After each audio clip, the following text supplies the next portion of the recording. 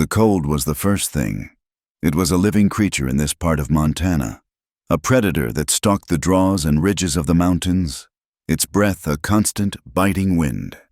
It seeped through the chinking of the cabin, settled deep in a man's bones, and made the world outside a hard, white silence. For Elias, this silence was a kind of peace. It was a language he understood better than the clatter and noise of men. Here, the only sounds were the ones that mattered: the snap of a deadfall trap, the low grunt of a buck moving through the pines, the whisper of his own snowshoes pressing into the deep powder. His world was one of wood and steel and leather, stripped down to what was necessary. The cabin was a single room, built by his own hands with logs he had felled and notched himself. A stone hearth dominated one wall, its heat a bulwark against the ever-present cold. A bed of pine boughs and firs sat in the corner, and a rough-hewn table held the few tools he needed for his life: a skinning knife with a handle worn smooth by his grip, a whetstone, a tin mug, and a small stack of pelts waiting for his next trip to the settlement: his rifle, a Winchester that was more a part of him than his own shadow, leaned against the wall by the door, always within reach. The people in the mining town, a day's ride east, knew him only by sight and by rumor. They saw a tall man, lean and hard as the winter ground, with black hair he kept tied back with a leather thong and eyes the color of slate chips. They saw the Apache in the high cut of his cheekbones and the straight, proud way he held himself, a way that seemed to challenge the world without saying a word. They knew he kept to himself, that he traded prime beaver and fox pelts for flour, salt and cartridges, and that he never lingered for a drink or a story. They whispered about a fight years back, a dispute over a claim that had left 2 men broken and Elias with a scar that ran from his temple to his jaw. They said he was dangerous, a man with a past that clung to him like the scent of wood smoke. They were not wrong, but they did not know the half of it. They did not know the ache that lived behind his ribs, a coldness that had nothing to do with the Montana winter. He preferred it that way. The less they knew, the farther they stayed, and the more the silence could settle around him, a blanket to cover the old wounds.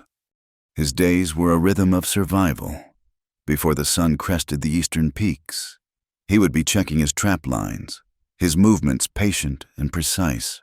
He knew the ways of the animals, the paths they took, the scents that drew them. He moved through the forest not as an intruder, but as a part of it, another predator in a world of predators. He hunted with a cold efficiency, taking only what he needed, wasting nothing. The mountains provided, and he took their bounty with a respect that bordered on reverence. It was a simple contract, an honest one. It was the world of men that had proven to be treacherous and false. Here in the vast, cold country, there was only the truth of the hunt, the bite of the wind, and the promise of another dawn. It was enough. It had to be.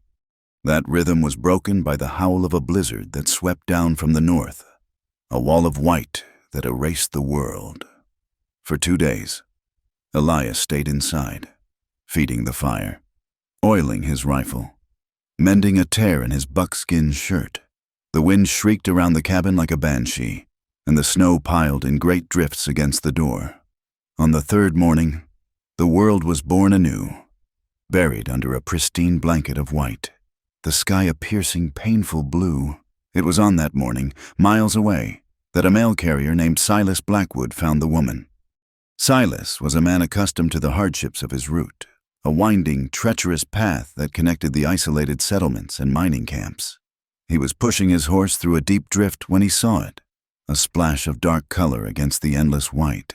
At first, he thought it was a fallen branch or a piece of discarded canvas, but as he drew closer, the shape resolved itself into a human form, a woman, stumbling through the snow, her movements clumsy and desperate. He called out, his voice swallowed by the immense silence. She did not seem to hear him. She was a ghost in the snow, a specter of civilization lost in the wild. When he finally reached her, he saw the state she was in. She wore a dress of dark blue wool, a fabric too fine for this country, its hem torn and stiff with frozen mud. Her coat was thin, meant for a city autumn, not a mountain winter. On her hands were a pair of delicate lace gloves, ripped at the fingers, offering no protection from the biting cold. Her face was pale, her lips tinged with blue, but it was her eyes that held him. They were wide and dark, filled with a terror so profound it seemed to have burned away everything else. She carried nothing, no bag, no luggage, just the torn gloves on her hands and a dark, ugly stain of blood on the side of her skirt. "Ma'am," Silas said, his voice gentle. "Ma'am, you cannot be out here." She flinched at the sound of his voice, her body tensing as if expecting a blow. She looked at him, her gaze unfocused, as if seeing something beyond him, something that was still chasing her. He dismounted, the snow crunching under his boots, and held up his hands to show he meant no harm. "You'll freeze to death," he said simply. "Let me help you." She said nothing, only watched him with those haunted eyes. He took a step closer, and she recoiled, a small, choked sound escaping her lips. He stopped, seeing the futility of words. He unstrapped the heavy wool blanket from the back of his saddle and, moving slowly, draped it around her shoulders. She trembled under its weight but did not pull away, with a careful, guiding hand on her elbow. He helped her to his horse, lifting her into the saddle before mounting behind her. She was light, fragile as a bird, and she shivered uncontrollably against his chest as they began the slow ride toward the settlement of Flat Creek. Flat Creek was not much of a town, just a single muddy street lined with a handful of rough-hewn buildings, a saloon, a livery stable, a blacksmith, and Henderson's general store, which also served as the post office. It was there that Silas brought the woman, half carrying her through the door and into the welcome warmth of the pot-bellied stove. Mr. Henderson, a stout man with a fringe of gray hair and a perpetually worried expression, looked up from behind his counter. "Silas, what in God's name?"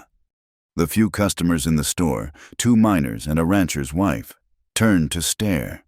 The woman, Lillian Whitmore, though they did not yet know her name, shrank from their gazes, pulling the blanket tighter around her. "Found her out on the trail. Henderson," Silas explained, easing her into a chair near the stove. "Near frozen. Looks like she got separated from a wagon train. Maybe." A woman with kind eyes and work-worn hands stepped forward. She was Martha Pearsall, a widow who had lost her husband to a mining accident 2 years prior. "Good heavens, child," she said, her voice soft with concern. She knelt beside Lillian's chair. "Are you hurt? What happened to you?" Lillian shook her head, her gaze fixed on the floorboards. She would not speak, would not meet anyone's eyes. She seemed to have retreated to a place deep inside herself, a place where no one could reach her. Martha sent one of the miners for the doctor, a man whose skills were mostly limited to setting broken bones and stitching up knife wounds, but he was all they had. When he arrived, Lillian recoiled from his touch, refusing to let him examine her. Her silence was a wall, absolute and unbreachable. They offered her hot coffee, broth, a piece of bread. She accepted the coffee, her hands shaking so violently that Martha had to steady the mug for her, but she would not eat. Finally, after an hour of fruitless questions and worried glances, Lillian spoke. Her voice was a low, hoarse whisper, rough from disuse and fear. "I need to find a place," she said, her eyes scanning the faces around her as if trying to gauge who could be trusted. "A place where no one will follow." The simple, desperate plea hung in the air, thick with unspoken horrors. No one asked what she meant. They did not need to. They had seen enough of the harshness of the world to understand that some troubles were better left unnamed. "You can stay with me for the night, dear," Martha offered, placing a comforting hand on Lillian's shoulder. "I have a spare room. You will be safe there." Lillian looked at the widow, a flicker of something, gratitude, perhaps, in her dark eyes. She gave a small, almost imperceptible nod. That night, she slept in a clean, quiet bed, though her sleep was filled with shadows and whispers that made her cry out in the dark. The next morning, the bell above the door of Henderson's general store chimed, announcing a new arrival. The men lingering by the stove fell quiet, their conversations tapering off. Elias stepped inside, bringing the cold with him. He moved with a quiet, predatory grace, his eyes sweeping the room in a single, assessing glance. He wore buckskins and furs, and the handle of a large knife was visible at his belt. He nodded once to Henderson, a curt, minimal gesture of acknowledgement, and laid a heavy bundle of beaver pelts on the counter. "Flour," he said, his voice a low rumble. "Salt, coffee, 4570 cartridges." Henderson, always a little nervous around Elias, began to measure out the supplies. Elias stood by the counter, his back to the room, a silent, imposing figure who seemed to take up more space than he physically occupied. It was then that Lillian entered, walking with Martha. She had borrowed one of the widow's plain calico dresses, and her hair was brushed and tied back. The color had returned to her cheeks, but the haunted look in her eyes remained. She saw Elias immediately, and for some reason, she stopped. She stared at his back, at the width of his shoulders, at the way he stood so perfectly still, radiating a kind of grounded, dangerous energy. It was a stillness she had never seen in the fidgeting, talkative men of her past life in Boston. He was like the mountains themselves, unforgiving, silent, and wild. Perhaps he felt her gaze, a prickling on the back of his neck. He turned his head slowly, his slate-gray eyes meeting hers across the room. It was not a glance. It was an impact. In her eyes, he saw the softness of the city, the fragility of a world he despised, a world of rules and lies that had cost him everything. He saw trouble, the kind of trouble that entangled a man and dragged him down into the muck of civilization. She held his gaze for a moment, too long. A flicker of something unreadable in her expression, not fear, but a strange kind of recognition. Elias's lip curled in a faint sneer. He turned his head away, back to his supplies. As Henderson tied up the sack of flour, Elias's voice came out, low and rough. A warning meant only for her. "Stay back, city girl." The words were a slap. Lillian flinched, color rising in her cheeks. Martha shot Elias a disapproving look, but he paid her no mind.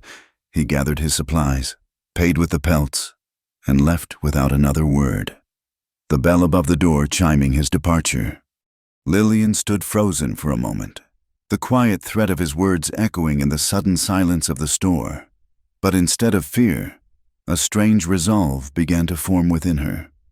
Later that day, as she helped Martha mend a shirt, she began to ask questions. "That man," she began, her voice hesitant. "The one who was here this morning. Who is he?" Martha sighed, pausing her needlework. "That's Elias. He lives up in the mountains. A trapper. Keeps to himself." She lowered her voice. "They say he's half Apache, and that he's killed a man. He's not someone to be trifled with." "Lillian." "He lives alone?" Lillian pressed. "Far from here?"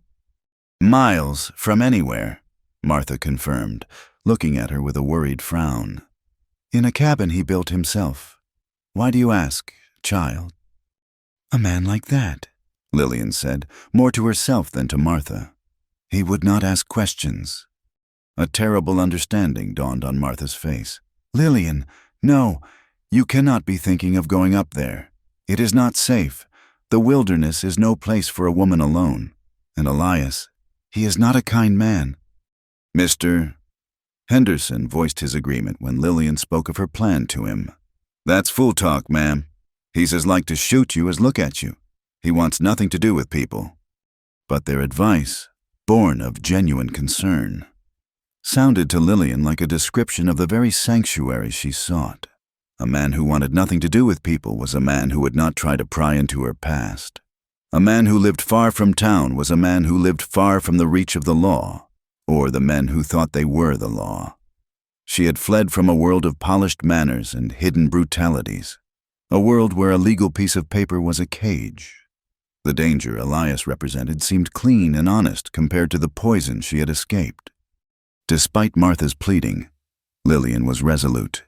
She bought a sturdy, if old, mare from the livery, along with a saddle and a small sack of provisions with the last of the money she had hidden in the hem of her dress.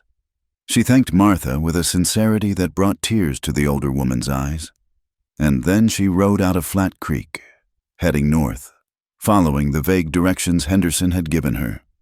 The ride was harder than she could have imagined. The trail was barely visible, a faint path winding through the snow-laden pines. The air grew colder, thinner, as she climbed higher into the mountains. The silence was absolute, broken only by the plodding of the mare's hooves and the creak of the leather saddle. For the first time in months, she felt a sense of control. She was not being led, or followed, or locked away. She was moving of her own free will, toward a future of her own choosing, however dangerous it might be. The sun was sinking behind the jagged peaks, painting the snow in shades of orange and purple. When she finally saw it, a thin plume of smoke rising from a stand of tall pines. Hope, a fragile and unfamiliar feeling, fluttered in her chest. She urged the weary mare onward, and soon the cabin came into view. It was small, almost primitive, seeming to grow out of the landscape itself. A single window glowed with the warm, flickering light of a fire. She dismounted, her legs stiff and numb with cold, and walked to the door. Her knuckles were frozen as she knocked, the sound unnervingly loud in the twilight stillness. The door creaked open, and he stood there, filling the frame. Elias. He looked at her, and his face was a mask of cold fury. He had his rifle in his hand, held loosely but ready. "I told you to stay back," he snarled, his eyes like ice. "I have nowhere else to go," Lillian said, her voice trembling with cold and exhaustion, but her gaze was steady. "I am not asking for much. Just a place to stay. I will work. I will not be a burden." "I do not want you here," he said, his voice flat and final. He made to close the door. "Please," she whispered, the word a puff of white in the freezing air. It was a word she had sworn she would never say again, a word that had always been a prelude to pain. But this was different. This was for survival. He hesitated, his hand on the heavy wood of the door. He was about to slam it shut, to lock out the world and the trouble she represented, when she lifted her arm to pull her thin coat tighter around her throat. The movement was small, but it caused the sleeve to pull back from her wrist. In the fading light, he saw the marks, dark, ugly bruises, ringing her delicate wrist in the unmistakable shape of a man's grip. His eyes narrowed. He was a man who knew the look of violence. He had seen it in barroom brawls and claim fights. He had inflicted it himself. But this was different. This was the mark of a predator on its prey. He looked from her wrist to her face, seeing the exhaustion and the fear, but also the stubborn flicker of defiance in her eyes. He still did not want her here. Every instinct screamed at him to send her away, back to the world where she belonged. But he stepped back, leaving the door open. It was not an invitation, merely a concession. Lillian stumbled inside, drawn to the warmth of the fire like a moth. She was shivering so hard her teeth chattered. She knelt on the hearth, holding her numb hands out to the flames. The heat was a shock, a painful, wonderful sensation. As she leaned forward, seeking the warmth, the collar of her borrowed dress gaped open at the back. Elias was about to turn away, to put another log on the fire, when the flickering light caught something on the skin of her back, just below the hairline. He froze. They were not bruises. They were scars, thin, white lines, faded with time but still stark against her pale skin. They were precise, parallel, too uniform to be the result of any accident. They were marks that had been laid down with deliberate, methodical cruelty. He looked at this city girl, this creature of lace gloves and soft fabrics, and saw something else. He saw a survivor. He saw a pain that mirrored the deep, unspoken wounds he carried himself. The world had left its scars on him, too, scars both visible and hidden. Lillian, unaware of his scrutiny, continued to huddle by the fire, her body racked with shivers. Elias stood behind her, the rifle still in his hand, the cold draft from the open door swirling around his legs. The chasm between their two worlds, the Boston drawing room and the Montana wilderness, seemed to vanish in that moment, replaced by a silent, grim understanding. He closed the door, the heavy thud shutting out the cold and the wind and the entire world. He did not speak. He did not have to. Wordlessly, silently, he let her stay. The days that followed Lillian's arrival fell into a harsh, unspoken rhythm. The life Elias had carved for himself in the wilderness was a relentless cycle of necessity, and it made no concessions for a newcomer, especially one with soft hands and a haunted look in her eyes. Lillian seemed to understand this from the first morning. She rose before he did, a shadow in the pre-dawn gloom, and tried to rekindle the embers in the hearth. She was clumsy, her movements uncertain, and she managed only to produce a great deal of smoke that choked the small cabin. Elias, awakened by the smell, rose without a word, pushed her gently aside, and had a small, clean fire blazing in moments. He did not look at her, but he felt her shame like a physical heat in the room. From then on, she watched. She watched how he banked the fire at night and how he coaxed it back to life in the morning. She watched how he split logs, the clean, efficient swing of his axe, the way he used the weight of the tool rather than brute strength. The next day, while he was out checking his traps, she took up the axe herself. It was heavy, unwieldy in her grasp. Her first swing missed the log entirely, burying the axe head in the snow-covered ground with a dull thud. Her arms jarred, and a shock of pain ran up to her shoulders. She tried again, and again, her breath coming in ragged, white plumes. By the time she managed to split a single, small log, her hands were raw and screaming, the beginnings of blisters already forming on her palms. But a fierce, desperate pride shone in her eyes. Elias returned at dusk to find a small, misshapen pile of split wood beside the door. He said nothing of it. He simply added it to the wood box inside, his expression unreadable. Every task was a battle for her.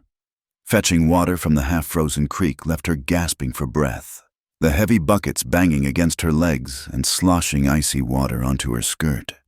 The cold was a constant ache in her bones, a misery unlike the damp chill of a Boston winter. This cold was sharp, predatory. It sought out the slightest gap in her clothing, the smallest moment of inaction. She pushed herself relentlessly, her body screaming in protest. Her muscles, accustomed to gentle walks and the occasional flight of stairs, were now subjected to a grueling routine. She worked until exhaustion made her vision swim, driven by a deep, terrifying fear of being a burden. To be a burden was to be useless, and to be useless was to be disposable. That was a lesson that had been etched into her soul. Elias watched her, his initial suspicion slowly giving way to a reluctant, grudging curiosity. He had expected tears, complaints, a plea to be taken back to the town. He received only a grim, silent determination. He saw the way she moved, the constant, subtle tension in her shoulders, the way her eyes flickered toward the door or the single window whenever a branch snapped outside or the wind moaned in a particular key. She was like a deer that had scented a wolf, forever on edge, unable to rest. Her eyes were not the eyes of a city girl lost in the woods. They were the eyes of something hunted. He noticed other things, too, small habits that spoke of a deep and abiding brokenness. At mealtimes, he would set a plate of roasted rabbit or a bowl of stew on the rough-hewn table. Lillian would stand back, her hands clasped before her, waiting. She never took food first. Even after he sat and began to eat, she would hesitate, her gaze fixed on him, as if waiting for permission. When she finally did serve herself, She took only the smallest portion, eating slowly, deliberately, as if the food might be taken away at any moment. The first time he had pushed the skillet of cornbread toward her, motioning for her to take more. She had flinched, a barely perceptible recoil, before quickly taking another piece she did not seem to want. And she slept with her boots on, every night. She would lie down on the pallet of furs he had made for her on the other side of the hearth, fully dressed, her worn leather boots still laced tightly to her feet. To Elias, a man who understood the wilderness, this was the most unsettling habit of all. It was the behavior of a person who needed to be ready to run at a moment's notice, who did not believe that the closing of a door meant safety. It was a constant, silent declaration of fear. One night, the quiet was shattered by a low, guttural sound from just outside the cabin, a deep, angry snuffling, followed by the scrape of claws against the log wall. Elias was on his feet in an instant, his rifle in his hands. He glanced at Lillian. She was sitting bolt upright on her pallet, her eyes wide in the firelight, but her body was perfectly still. "Bear," Elias said, his voice a low whisper. "Stay there." He moved to the door, unbarring it with a slow, careful movement. The grunting outside grew louder, more insistent. The bear was curious, drawn by the scent of smoked meat. Elias opened the door a crack, raised the Winchester, and fired into the air. The report of the rifle was deafening in the enclosed space, a violent explosion of sound that echoed off the surrounding mountains. The bear gave a startled roar, and then the sounds of its heavy retreat, crashing through the underbrush, faded into the night. Elias closed and barred the door. Leaning the rifle against the wall, he turned to look at Lillian. She had not moved. She had not screamed or gasped, or even flinched at the gunshot. She simply sat there, a statue carved from fear, her face pale as bone. He expected her to start crying, to fall apart. Instead, she slowly, deliberately, lay back down on her furs and turned her face to the wall. Later, when he thought she was asleep, he heard a small, wretched sound. He looked over and saw her shadow as she slipped out the door. He followed, his own movements silent as an owl's flight. He found her behind the cabin, bent over in the snow, vomiting, her body racked with violent, silent shudders. The terror had been inside her all along, a poison she had held down until she thought she was alone. He watched her for a long moment from the cover of the trees, a knot tightening in his chest. He saw her straighten up, wipe her mouth with the back of her hand, and stand there for a minute, her breath misting in the frigid air as she stared up at the cold, indifferent stars. Then she went back inside, crawling back into her pallet of furs without a sound. Elias did not follow immediately. He stayed in the cold, the silence of the mountains pressing in on him. He had seen fear, and he had seen courage, but he had never seen them so terribly intertwined in one person. He saw her stillness at the sound of the rifle not as bravery, but as a horrifying stillness born of familiarity. The world she had come from, the world of silk dresses and soft hands, had somehow accustomed her to sudden, violent noises. The thought settled in his gut like a cold stone. He went back inside and added another log to the fire, but the chill he felt had nothing to do with the temperature. He saw her, and he asked nothing. As the days bled into weeks, the harsh edges of their routine began to soften. A new kind of silence grew between them, one that was less about the absence of words and more about a shared, unspoken understanding.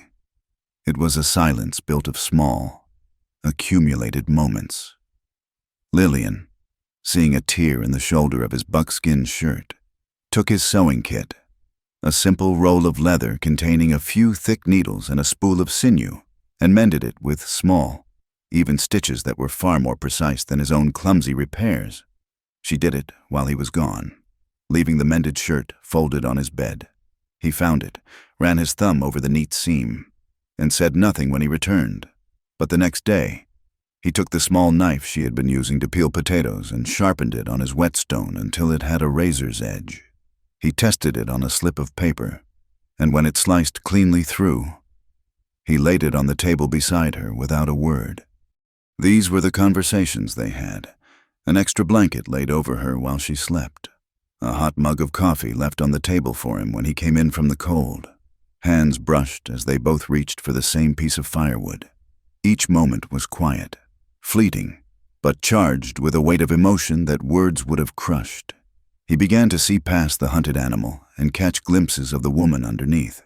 He saw the intelligence in her eyes as she watched him set a snare, the grace in her hands as she braided her long, dark hair by the firelight. One evening, as a stew bubbled over the fire, filling the cabin with the rich scent of rabbit and wild onions, Lillian spoke, her voice quiet. "I used to play the piano," she said, staring into the flames.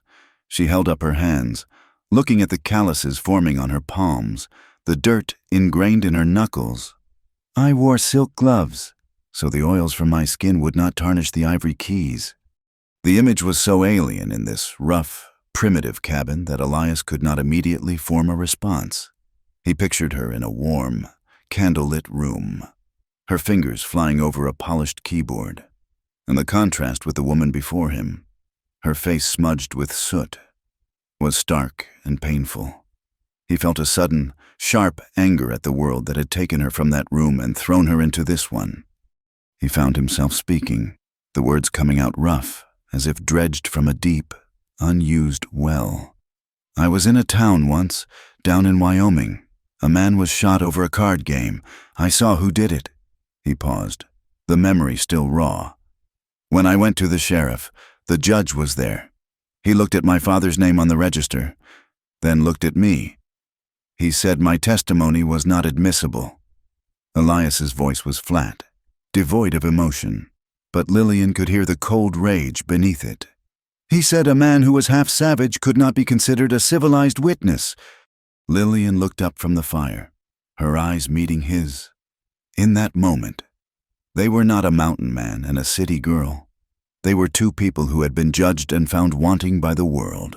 Two people who had been told they were not enough. A fragile bridge of understanding stretched between them across the crackling fire.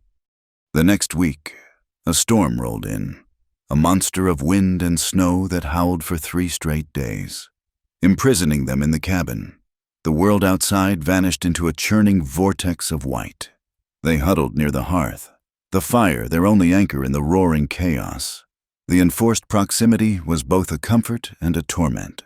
The small cabin seemed to shrink, the air thick with their shared presence. On the second night of the storm, Lillian was kneeling by the fire, trying to chafe some warmth back into her hands. The sleeve of her worn calico dress, now frayed at the cuff, pulled back as she stretched her hands toward the flames. The firelight cast a flickering, golden glow, and in that light, Elias saw them. They were on the soft, pale skin of her inner arm, near her elbow. They were not the thin, white lines he had seen on her back. These were different. They were small, circular scars, arranged in a deliberate, almost geometric pattern. They were puckered and ugly, the marks of something hot, something deliberately pressed into her flesh. They were intimate, a secret brand of cruelty hidden where the world would not normally see. His breath caught in his throat. He could not look away. The sight of them was more obscene than any wound he had ever seen on a man in a fight. This was not the violence of a moment's anger. This was the work of methodical, patient torture. She must have felt his gaze, because she froze. Slowly, she pulled her arm back, her hand going to her sleeve, trying to cover the marks. Her face was a mask of profound shame. The silence in the cabin stretched taut, filled with the roar of the wind outside and the roar of 1,000 unspoken questions inside. He saw her throat work as she swallowed, her lips parted, and a whisper, so quiet he almost thought he had imagined it, threaded through the noise of the storm. "I did not want to die," she said, her eyes fixed on a dark knot in the floorboards. "But they made me wish I had." The words landed on him like a physical blow. They spoke of a despair so complete, so absolute, that it was beyond his comprehension. He had known hardship, violence, injustice. He had never known this. He had never known the kind of pain that made death seem like a mercy. He said nothing. There was nothing to say. To offer sympathy would be an insult. To ask for the story would be a violation. So he remained silent, his own scars aching in sympathy for hers. He simply sat there, a solid, unmoving presence in the flickering firelight, and bore witness to her pain. The storm broke on the third morning. The world outside was silent, buried, and clean. Elias rose early, while Lillian still slept, a deep, exhausted sleep. He took a block of seasoned pine and his sharpest knife and sat on the stoop, the air so cold it burned his lungs. He worked for over an hour, his hands moving with practiced precision, the knife blade peeling away thin curls of wood. When Lillian finally awoke and came to the door, he was fitting his creation into place. It was a new latch for the inside of the door, a sturdy, sliding bar of wood that fit into a bracket he had carved and pegged into the door frame. It was simple, strong, and it could only be operated from the inside. He stepped back to let her see it. He did not explain. He did not need to. She looked at the new latch, then looked at him, her eyes filled with tears, the first he had ever seen her shed. She did not try to hide them. They spilled over, tracing clean paths through the soot on her cheeks. The latch was not just a piece of wood. It was an answer. It was his way of saying he had heard her. It was a promise of safety, a granting of control. It was the first lock she had ever been given that was not for a cage, but for a sanctuary. Spring arrived not as a gentle guest, but as a brawling, messy victor over winter. The first sign was the sound of dripping water, a relentless metronome counting the seconds of the thaw. The deep, oppressive silence of the snow-covered mountains was broken by the gurgle of newly freed streams and the heavy sigh of snow sliding from the pine boughs. The air, once sharp and sterile, now carried the rich, loamy scent of damp earth coming back to life. Patches of resilient green pushed their way through the retreating snow, and the days grew longer, spilling pale, watery sunlight onto the cabin floor. With the changing of the season, something began to change in Lillian as well. The constant, hunted tension in her shoulders eased, replaced by the simple weariness of a day's hard work. She moved with a new confidence, her steps no longer hesitant. She could split a log on the first swing, carry 2 full buckets of water from the creek without spilling a drop, and read the subtle signs of a coming change in the weather. The wilderness, which had once been her terror, was becoming her teacher. And then, one afternoon, she smiled. She was watching a chipmunk try, with a great and comical show of effort, to haul a pine cone twice its size up the side of a fallen log. The tiny creature would get halfway up, lose its footing, and tumble back down, only to shake itself off and begin the determined ascent all over again. A small, involuntary sound escaped Lillian's lips, a soft, breathy chuckle. And with it came the smile. It was not a grand, radiant thing. It was faint, fleeting, a slight upturn at the corners of her mouth that was gone almost as soon as it appeared. Elias was sitting on the stoop, cleaning his rifle, and he saw it. The sight hit him with the force of a physical blow. It was like watching the first flower bloom after a fire has swept through a forest. A fragile, impossible, and heart-stoppingly beautiful sign of life. In all the weeks she had been there, he had seen her face set in lines of fear, exhaustion, grief, and grim determination. He had never seen this. The simple, unburdened expression of amusement. It was enough to shake him to his core, to crack the frozen river of his own solitude. It made him realize, with a sudden, aching clarity, how much he had come to value the quiet, wounded presence of this woman in his life. That smile seemed to have unlatched something in him, a door to a part of himself he had kept barred for a decade. He began to speak more, not in long conversations, but in small offerings of his past, dropped into the quiet spaces of their evenings by the fire. "Did you grow up in these mountains?" Lillian asked one night, her voice soft. Elias stared into the flames for a long time before he answered. "Near them, on the plains, mostly, my mother's people." He poked at a log with a stick, sending a shower of sparks up the chimney. "She was Apache. She knew the name of every plant, every star. She could track a deer for a day and a night. She was a part of this land." He fell silent, the memory a heavy weight. Then the soldiers came. They said some of their cattle had been stolen. They called it a skirmish. When it was over, my mother was dead. He delivered the words in a flat, emotionless tone that was more devastating than any cry of grief. Lillian sat perfectly still, her hands clasped in her lap, her heart aching for the boy who had lost his world in a cloud of gun smoke and excuses. "And your father?" she asked gently, after a long silence. A bitter, humorless smile touched Elias's lips. He was a white man, a trapper passing through. He saw the wild in her, I suppose, and thought he could own it. He gave me his name, and that was all. When she was gone, he looked at me and saw too much of her. He did not want it in a son. He left me with a missionary, who tried to beat the savage out of me, and rode west. Now, Lillian understood the deep well of his solitude, the fierce, protective isolation. He was a man who belonged to two worlds and was accepted by neither. He was a ghost, haunting the space between the memory of his mother's people and the rejection of his father's. A few nights later, he offered another piece of himself. He was sharpening his skinning knife, the rhythmic scrape of steel on stone filling the cabin. "I knew a woman once," he said, his eyes fixed on the blade. "Before I came to these mountains, her name was Elara. Her father was a preacher in the town where I was trying to make a life. She had hair the color of sun-cured hay, and she was not afraid of my silence."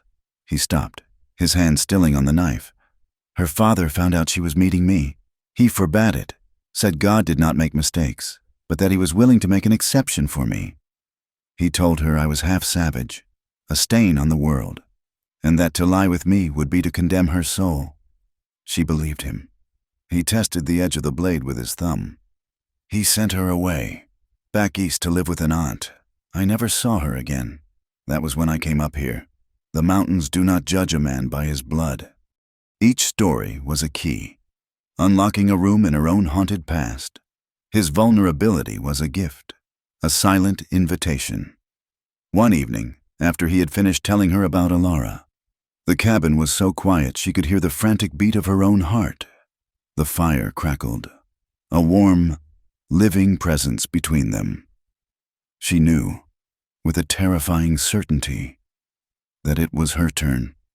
The secrets she carried were a poison, and they would kill her if she did not let them out.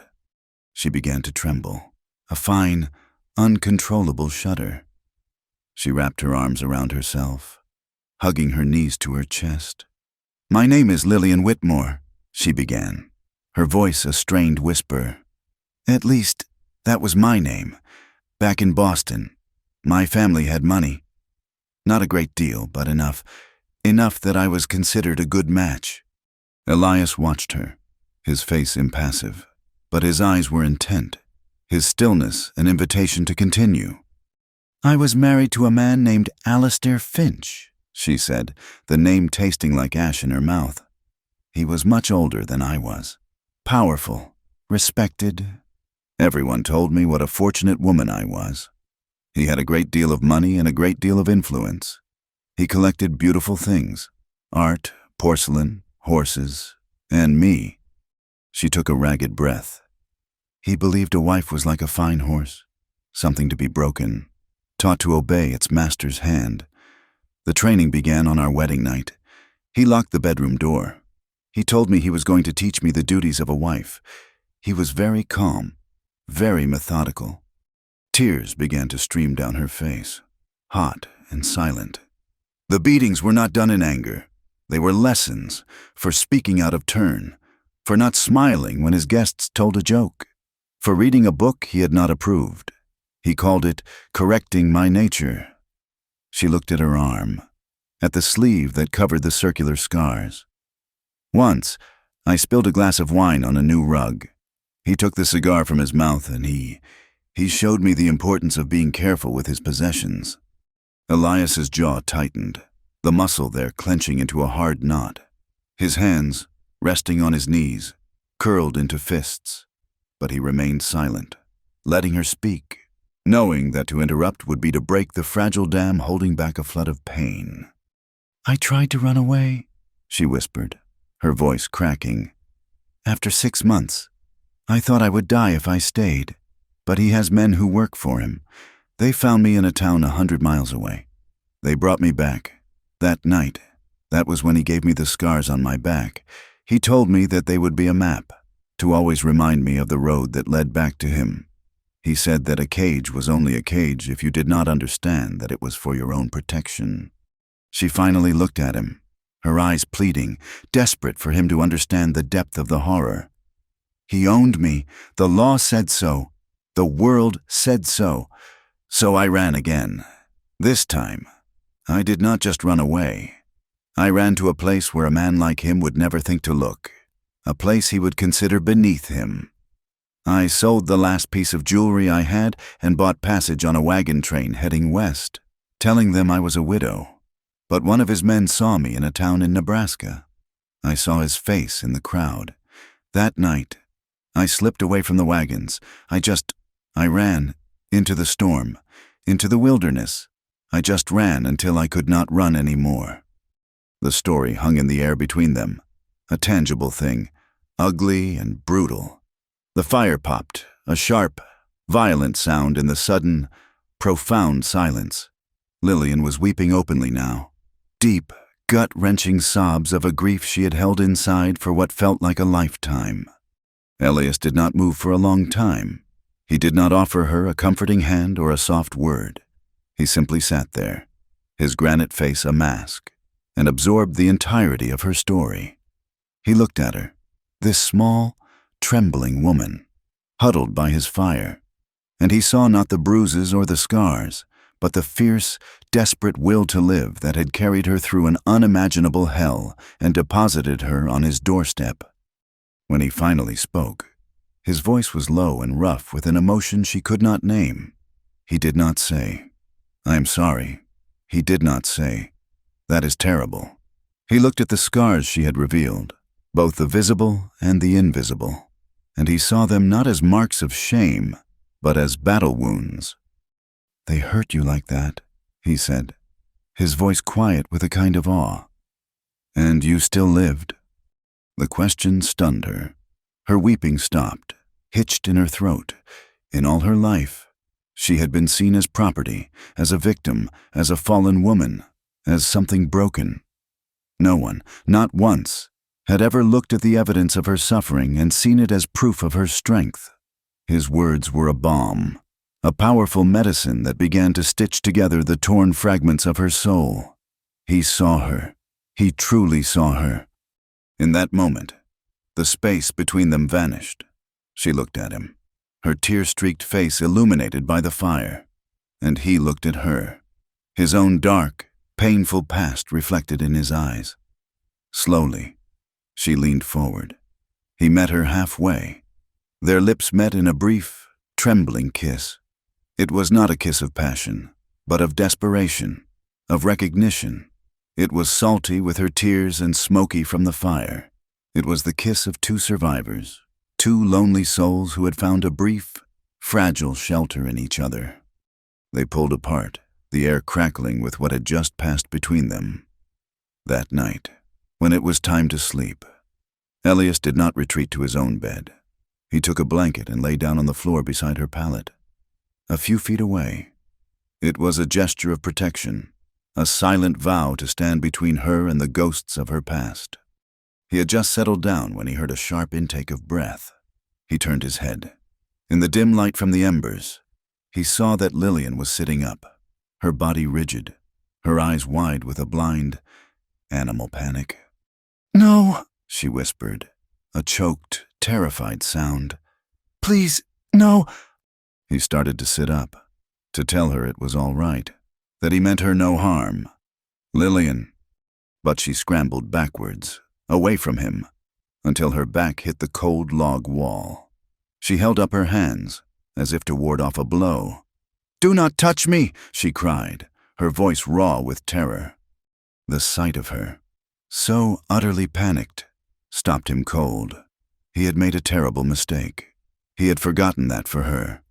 A man in her sleeping space was not a protector. It was the monster from her nightmares.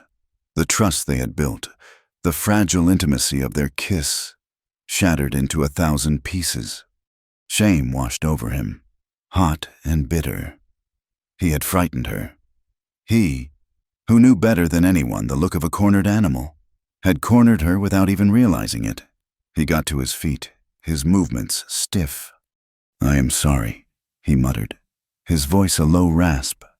He retreated to his own bed on the far side of the cabin, turning his back to her, feeling the sting of her fear like a brand on his own skin.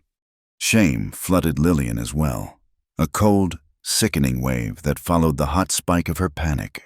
He had not been threatening her. He had been trying to comfort her, to protect her, and she had recoiled from him as if he were a monster. She had thrown his kindness back in his face. She lay awake for the rest of the night, listening to the sound of his steady breathing, a gulf of misunderstanding and shame separating them. The days that followed were filled with a tense, miserable silence. The easy companionship they had begun to build was gone, replaced by a careful, painful distance.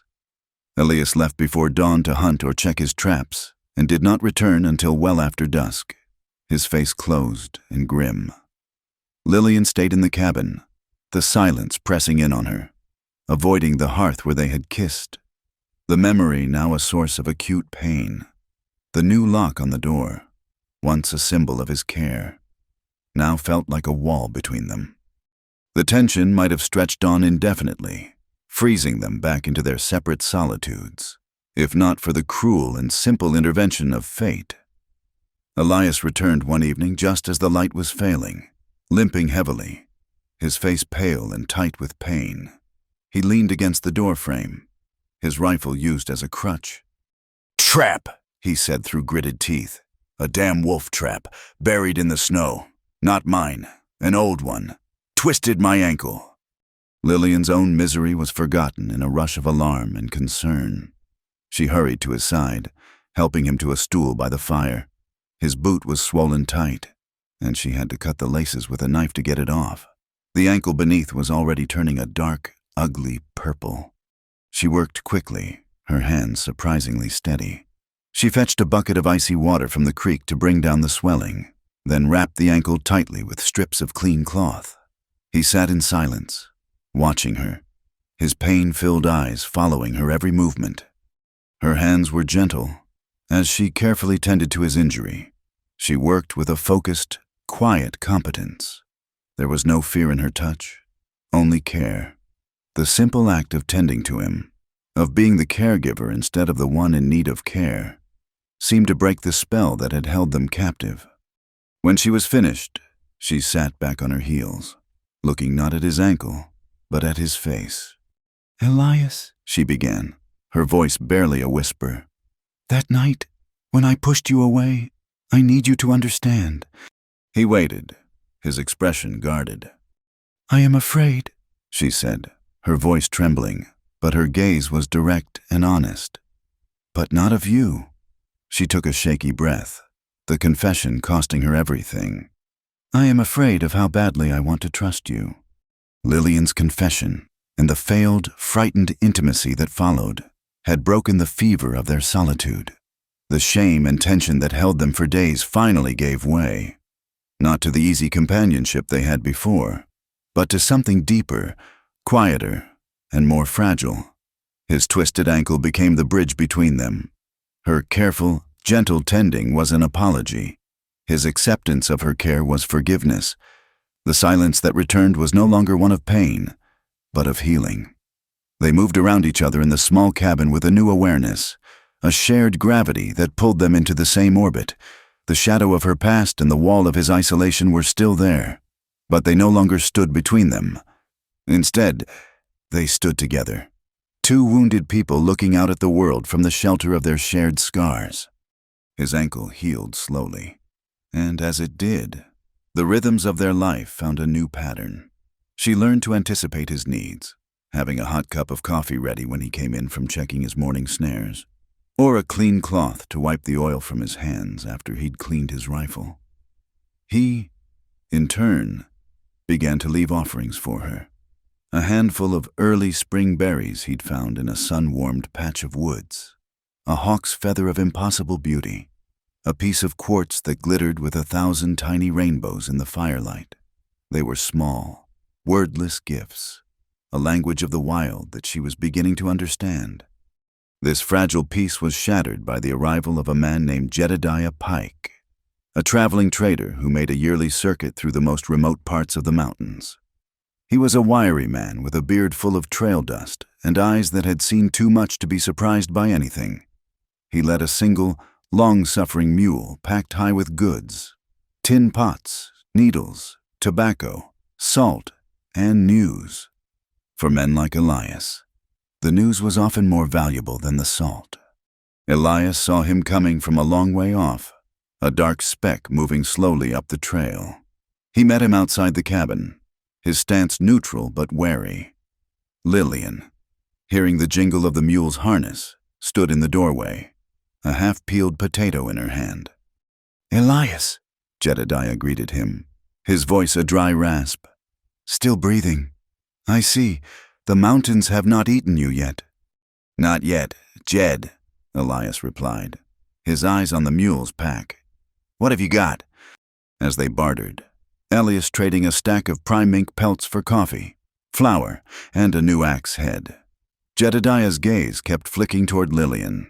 He was a gossip, a human newspaper for the backcountry, and the sight of a woman in Elias's cabin was the biggest headline he'd seen in years. "Got yourself some company," he remarked, trying to sound casual. Elias's face remained a stone mask. "She needed a place. The winter was hard." Jedediah, sensing the warning in Elias's tone, turned the conversation to broader news. He spoke of mining claims, of a railroad survey, of a sickness that had passed through a settlement to the south. And then, as he was packing the furs into his saddlebag, he delivered the blow. "Strangest thing, though," he said, spitting a stream of tobacco juice into the snow. "Been seeing notices posted, all the way from down country.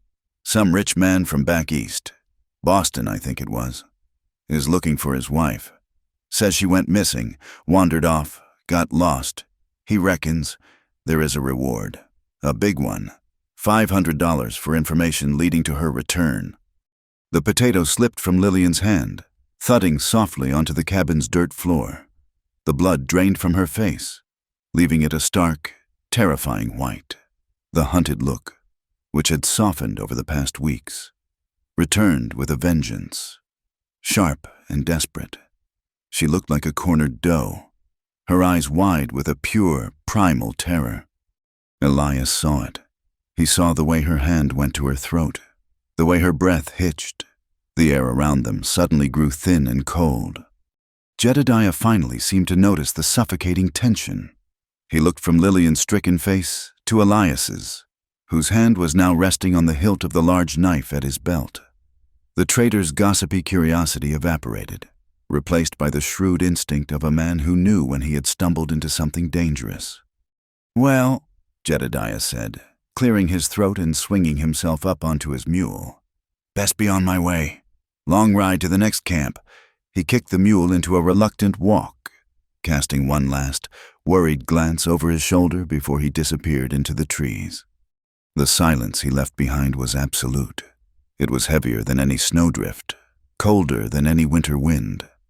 The jingle of the mule's harness faded, and there was only the sound of Lillian's ragged breathing and the distant cry of a hawk.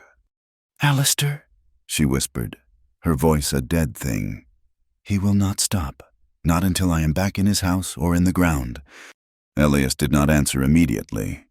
He stepped inside the cabin, his movements deliberate, and closed the door, shutting out the world.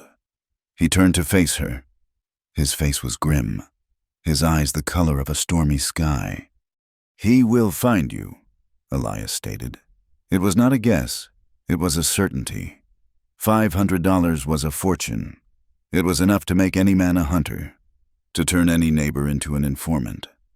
He walked to the small, grimy window and stared out at the vast, unforgiving wilderness. "There are places I know," he said, his voice a low rumble.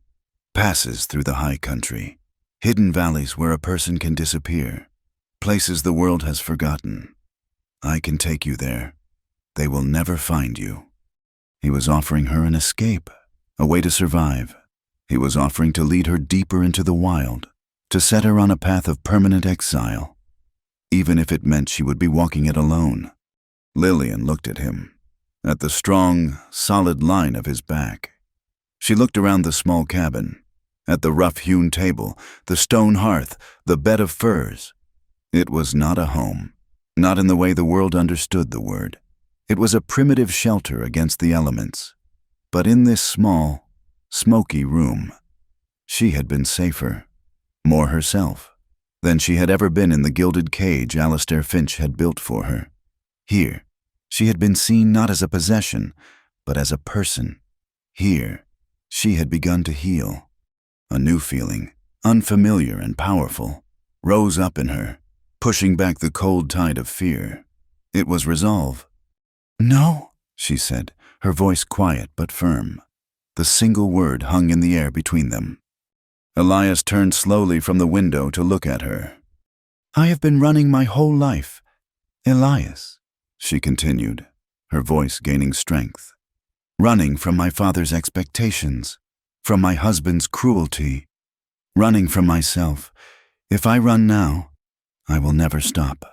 I will spend the rest of my days looking over my shoulder, a ghost in a hidden valley."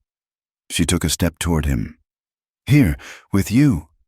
I have found something worth fighting for." She looked down at her hands, no longer soft and pale, but calloused and capable. "I will not run from him again." He studied her face, searching for any sign of doubt, of fear masquerading as bravery. He found none. He saw a terror, yes, deep in her eyes, but it was overshadowed by a strength he had not known was there. It was the strength of a survivor who had finally decided to turn and face the wolf that had been chasing her. A profound, aching respect bloomed in his chest, so fierce it almost hurt. He was afraid for her, more afraid than he had ever been for himself, but he would not dishonor her courage by questioning it. He gave a single, sharp nod. The decision was made. Their quiet sanctuary was about to become a war camp. The peaceful rhythm of their days was shattered. The cabin was no longer a home, but a fortress to be defended. Elias brought out a second rifle, an older, heavier Sharps, and began to teach her how to use it. He placed it in her hands, and she flinched at its cold, brutal weight. It felt alien, an instrument of death. "This is not a toy," he said, his voice hard, all trace of softness gone. "You do not point it at anything you do not intend to kill. You respect it, you fear it, and you learn it. You learn it until it is a part of your own arm." He showed her how to load it, how to sight it, how to squeeze the trigger with a slow, steady pressure. The first time she fired it, the recoil slammed the stock into her shoulder, a vicious, punishing blow that knocked her off balance. The explosion of sound was deafening, a violence that made her stomach clench. But she did not drop the rifle. She gritted her teeth against the pain in her shoulder, her ears ringing, and looked at the pine tree she had been aiming for. The bark was splintered, a clean hole a few inches from where she had aimed. Day after day, they practiced. Her shoulder turned a deep, mottled purple, but she did not complain. Her aim grew steady. The rifle began to feel less like a foreign object and more like a tool.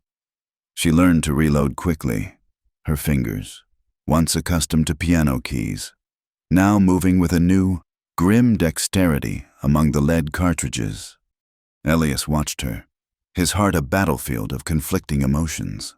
A fierce pride swelled in him as he saw her determination, her refusal to be a victim, but it was mixed with a deep, corrosive hatred for the circumstances that made this necessary. He was teaching the woman who had brought a fragile light back into his life how to kill. He was turning her into a creature like himself, a creature of the hard, violent edges of the world, and he feared that if they survived this, the woman who smiled at chipmunks would be gone forever, replaced by one who knew the weight of a rifle and the cost of a human life. He feared losing her, not just to her husband's bounty hunters, but to the very darkness he was forced to teach her. Their preparations went beyond the rifles. He took her out into the woods and showed her how to set traps, not the snares for rabbits, but deadfalls and pits that could break a man's leg, camouflaged with a deadly skill. The lessons were grim, their purpose unspoken but hanging in the air between them. Every day was a reminder of the coming threat, a slow tightening of a knot in both their stomachs. The tension between them grew, a taut wire of shared fear and unspoken longing. One night, after a long day of practice, they sat by the fire, the silence thick with everything they could not say. The smell of gunpowder seemed to have permanently infused the cabin, a constant, acrid reminder of their purpose. Lillian looked at Elias, at his hard, stoic face, etched with worry for her.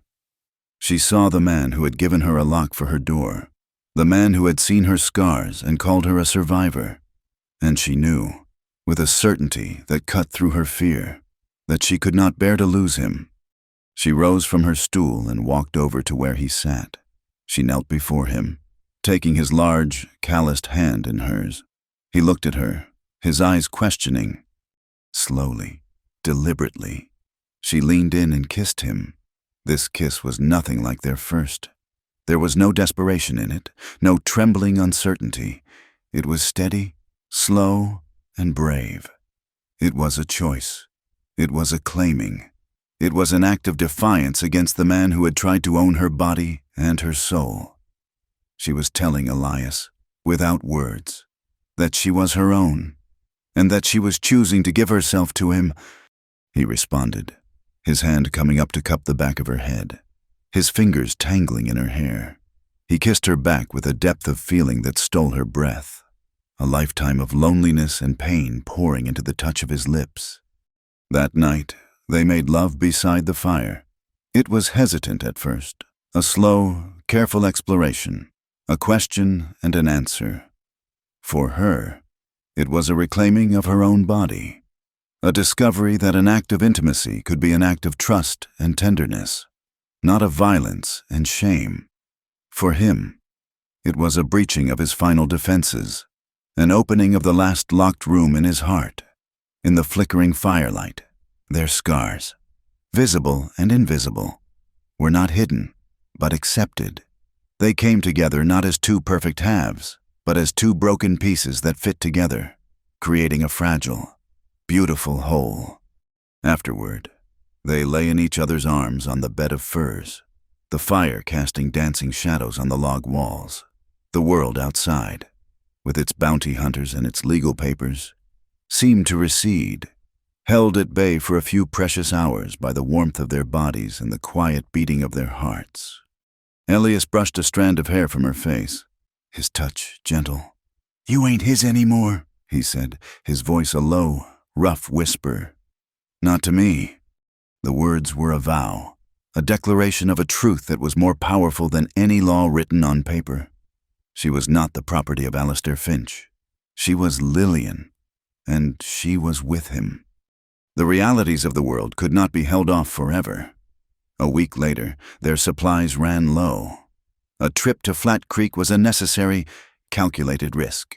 They rode together, the Sharp's rifle in a scabbard on Lillian's saddle.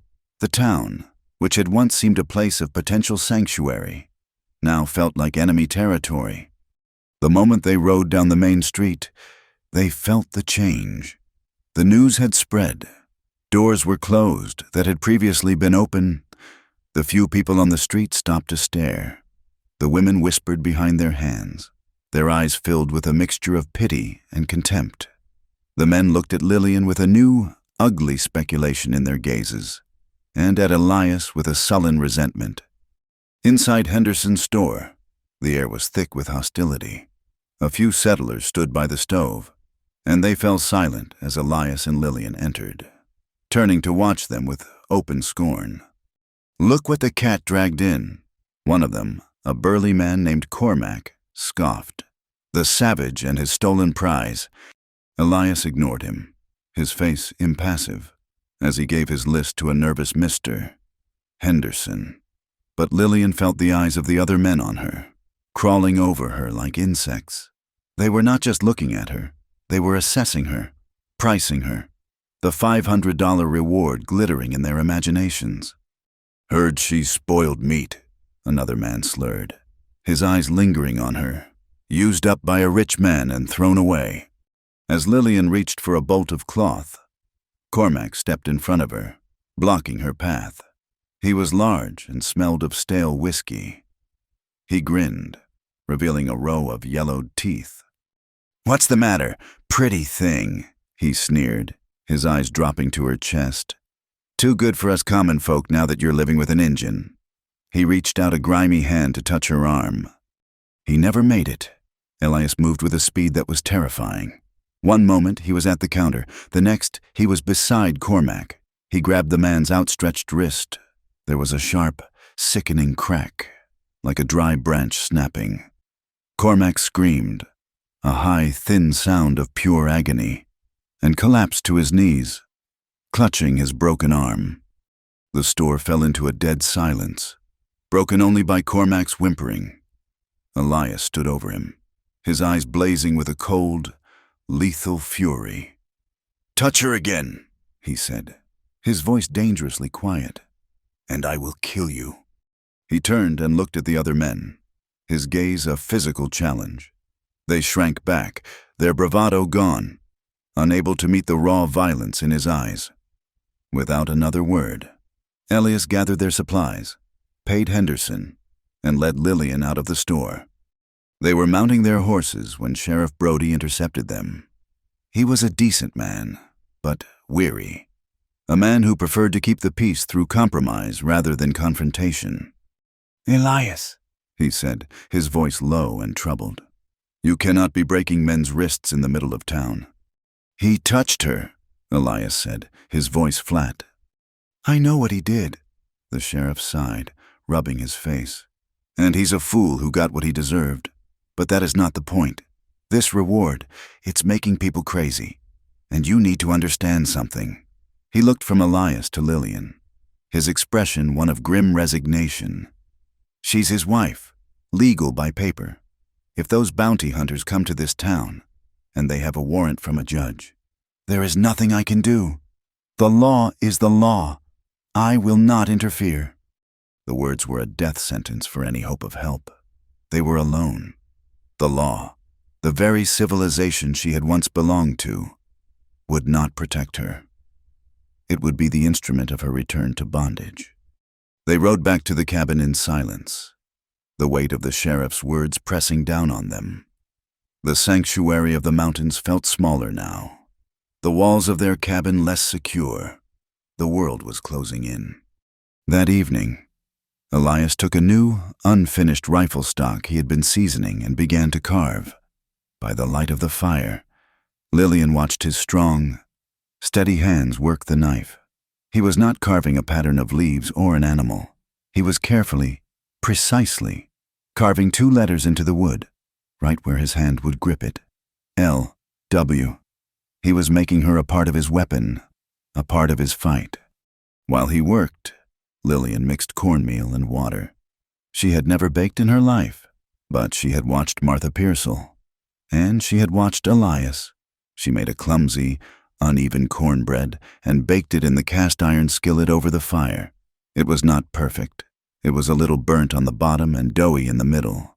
But when she offered it to him, he took it and ate it as if it were the finest meal he had ever tasted. In these small, defiant acts, a new and desperate kind of love was blooming. It was a love forged in fear and tempered by rebellion. It was a love that had found its roots in the hard, stony ground of their shared survival. But it was a love that grew, always, in the shadow of a coming storm. They came on a Tuesday, when the sun was bright and the melting snow dripped from the eaves of the cabin with a sound like a ticking clock, counting down the last moments of their peace. There were 3 of them, riding abreast as they cleared the final stand of aspens. They were not miners or trappers. They wore dark, heavy coats and hats pulled low, and they rode with the easy, arrogant posture of men who were accustomed to being feared. The rifles in their saddle scabbards were new and well-oiled. They were professionals. Elias was splitting wood when he saw them. He did not stop his motion, completing the swing of the axe with a clean, unhurried crack that sent 2 halves of a log flying. Only then did he straighten up, his hand resting on the axe handle, and watch them approach. Lillian, who had been hanging a blanket to air in the sudden spring sunshine, froze. The color drained from her face, leaving it as white as the last patches of winter snow. The men did not ride to the cabin. They stopped 100 feet away, a clear line of fire between them, and waited. One of them dismounted and walked forward alone. He was a tall man, with a neatly trimmed beard and cold, intelligent eyes. He moved with a confidence that grated on Elias's nerves. This was not a man of the mountains. This was a man of contracts and courtrooms, a predator who used paper and ink as his weapons.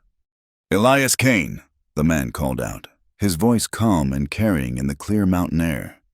Elias said nothing. He just watched.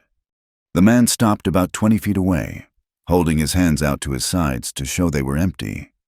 "My name is Marcus Thorne. I am a private agent, hired by Mr. Alistair Finch of Boston. I have a warrant for the return of his wife, Lillian Finch. We know she is here." He reached into his coat and pulled out a folded piece of paper. He held it up, even from a distance.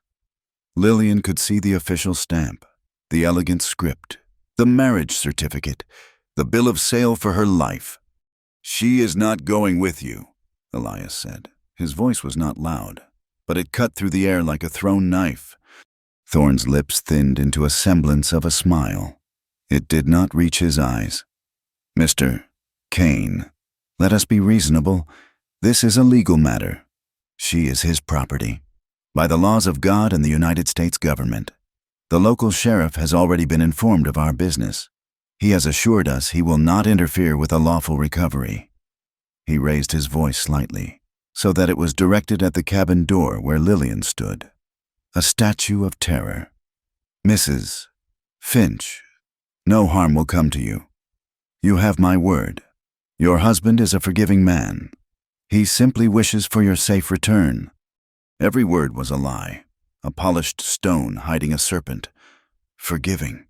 The scars on her back and arms burned as if they were fresh. Elias took a slow step forward, the axe still held loosely in his hand.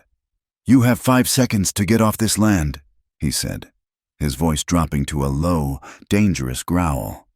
"Before I start to think of you as trespassing." Thorne's calm facade finally cracked. A flicker of annoyance crossed his face. "We can do this the easy way, or we can do this the hard way. There are 3 of us and 1 of you. The reward is for her return, alive. It says nothing about you." He turned and walked back to his men, the threat hanging in the air, thick and foul. They mounted their horses and rode away, not back toward the town, but disappearing into the trees to the south, a clear sign that they were not leaving. They were positioning themselves. They were beginning the hunt. That night, there was no pretense of sleep. As soon as darkness fell, a deep, moonless black that swallowed the mountains. They moved. They did not speak. Every action had been decided by a single, shared look of grim understanding. They packed only what was essential: ammunition, the last of the salted meat and hardtack, 2 blankets, a tinderbox, and the small tin pot she had come to think of as her own. Elias strapped his hunting knife to Lillian's belt. "Do not lose this," he said, his voice rough. She nodded, her throat too tight for words. He led them out the back of the cabin and into the forest, moving with a silent, ghostly purpose. Lillian followed, her hand on the cold stock of the Sharp's rifle, her heart hammering a frantic rhythm against her ribs. Every snap of a twig, every hoot of an owl, sounded like the footstep of an approaching enemy. As they climbed higher into the mountains, the air grew colder. Then, the first snowflake drifted down, a single, perfect crystal that landed on her cheek and melted like a tear. Another followed, and then another. Within the hour, they were moving through a blinding curtain of white. The late spring storm had returned with a vengeance, a wild, unpredictable ally. It covered their tracks, but it also threatened to freeze them where they stood. Elias did not falter. He seemed to navigate by some internal compass, his hand outstretched to guide her through the swirling snow. For hours they pushed onward, their world shrinking to the few feet of ground illuminated by the weak light of a covered lantern, their own ragged breaths, and the howl of the wind. Just when Lillian thought she could not take another step, that her legs would give out and she would sink into the snow and never rise again. Elias stopped. He pushed aside a thick curtain of snow-laden pine boughs to reveal a dark opening in the rock face. It was an old mining shelter, a test shaft dug and abandoned years ago. It was no more than a cave, a dark, damp hole that smelled of cold stone and wet earth. But it was shelter. They collapsed inside. The sudden silence after the roaring wind a deafening relief. Elias used the last of his strength to roll a large boulder partially in front of the entrance, leaving only a small gap to slip through. He built a small, smokeless fire of dry wood he had pulled from deep within the shelter. It offered little light and less warmth, but it was a single point of defiance against the cold and the dark. Their world had shrunk to this, a 10 by 10 foot hole in the side of a mountain. While outside the storm raged and 3 men hunted them. They huddled together under the blankets, sharing the last of the cold meat. The fear was a living thing between them, a cold serpent coiling in the pit of her stomach. She could feel the tension in Elias's body, the rigid set of his muscles as he listened to the sounds of the storm. "They will not find us in this," she whispered, trying to convince herself as much as him. "One of them might," Elias said, his voice a low murmur against her ear. "A good tracker can read a storm. He will know which way we were forced to go. He will look for shelter." He shifted, his hand finding the grip of his rifle. "Get some sleep. I will watch." She did sleep, a fitful, dream-haunted slumber. She was woken by a sudden pressure on her shoulder. Elias's hand. Her eyes snapped open. He had his finger to his lips, his other hand pointing toward the entrance. The fire had burned down to a few glowing embers, casting the shelter in deep shadow. The storm had lessened. The wind was now only a low moan, and in the quiet, she heard it, the soft crunch of a boot on fresh snow, just outside the entrance.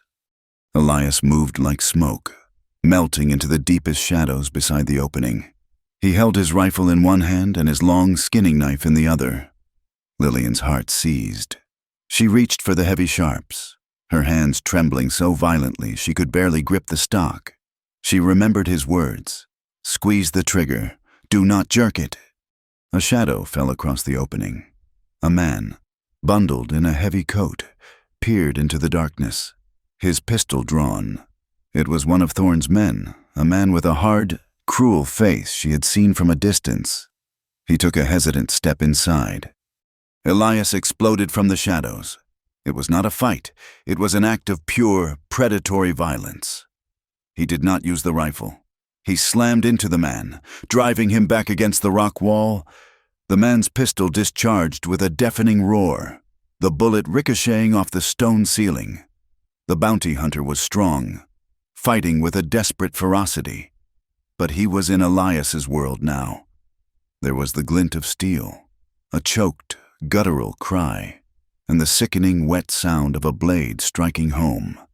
The man slid down the wall, leaving a dark smear on the rock, and lay still. Elias stood over him, breathing heavily, his chest rising and falling. In the dim light from the embers, Lillian saw a dark stain spreading across his side, just above his belt. "Elias," she gasped, scrambling to her feet. "you are hurt." "It is nothing," he grunted, but as he took a step toward her, he staggered, his hand going to the wound. "He got me with his knife." She tore a strip from her petticoat and pressed it against the wound, her hands slick with his warm blood.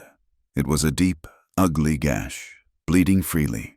The world tilted, a wave of nausea washing over her. "Stay with me," he said, his voice tight with pain as he gripped her arm. "There are two more." He was right, as if summoned by his words. Another sound came from outside, a low whistle. The second man, looking for his partner.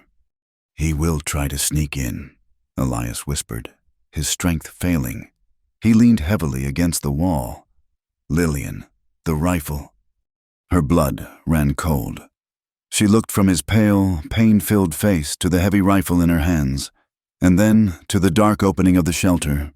The man outside was a shadow, a monster from her nightmares made real. All her life, she had been the one who was hunted, the one who endured. Now, she was being asked to be the hunter. Another shadow fell across the entrance, a man's leg, a boot, then a shoulder, as he tried to slip inside quietly. Her mind screamed. The rifle felt impossibly heavy. Her shoulder still ached from the memory of its brutal kick. She thought of Elias, bleeding beside her. She thought of Alistair, of his cold, methodical cruelty. She thought of the long road of running that had led her to this dark, desperate place, and she knew she could not run any further. She raised the sharps. It wavered in her trembling hands. She could not see the sights in the dark. She just pointed it at the center of the shadow, closed her eyes, and pulled the trigger. The explosion filled the small space, a physical blow of sound and force that threw her backwards. The rifle clattered to the stone floor. Her ears rang with a high, piercing whine. When she opened her eyes, the shadow in the doorway was gone. There was only the smell of gunpowder and a profound, terrifying silence. She crawled to the entrance, her body shaking uncontrollably, and looked out. The second bounty hunter lay in the snow, his body twisted at an unnatural angle. He was not moving. A wave of sickness rose in her throat, and she retched, her body convulsing with the horror of what she had done. She had taken a human life, a part of her. The woman who had played the piano in silk gloves died in that moment, replaced by something harder, colder, and infinitely more broken. "Lillian!" Elias's voice was a weak rasp. She scrambled back to his side. His eyes were unfocused, his skin clammy and cold. He was losing too much blood. She had to stop the bleeding. She had to get him help, but there was no help. There was only the third man, Thorn, the leader, and he was still out there. A sudden, chilling thought seized her. Thorn was not a fool. He would have heard the two gunshots. He would know something had gone wrong. He would not rush in. He would be smart. He would wait. She had to get out of the shelter. It was a trap, a tomb. She helped Elias to his feet, half carrying him as they stumbled out into the gray, pre-dawn light. The snow had stopped. The world was pristine and white and silent, except for the two dark shapes lying still in the snow. They had only made it a few yards from the shelter when he appeared. Thorn stepped out from behind a large boulder, a pistol in his hand. He looked at the two bodies, then at Lillian, then at the wounded Elias clinging to her. A cold, professional assessment crossed his face. "Drop the rifle, Mrs. Finch," he said, his voice calm, almost conversational. Lillian let the heavy sharps fall into the snow. It was over. "A regrettable business," Thorn said, his eyes on Elias, "but a profitable one." He gestured with his pistol. "Step away from him. My quarrel is not with him any longer. It is with you." "No," Lillian whispered. Thorn sighed. "Do not be a fool. He is as good as dead anyway. You are coming with me." He took a step forward, and in that moment, Something inside Lillian snapped. It was not courage, it was not strength, it was the pure, feral instinct of a cornered animal. She was not going back. She would rather die here, in the cold, clean snow, than be put back in that cage. She shoved Elias away from her, toward the cover of a large pine tree. As Thorn's attention was momentarily diverted, she lunged, not at him, but at the body of the first bounty hunter, the one Elias had killed.